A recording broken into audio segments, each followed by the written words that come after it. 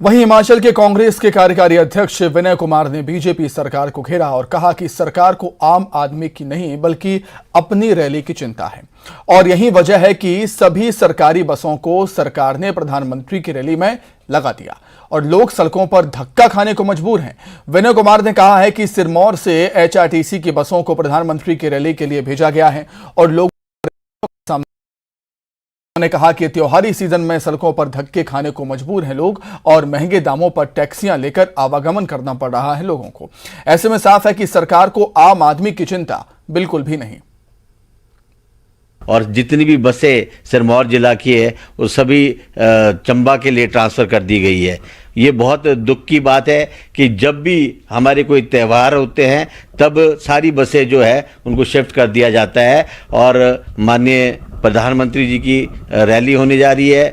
कल चंबा में, तो उसके लिए यहाँ बिल्कुल भी कोई रूट पे बसें नहीं है।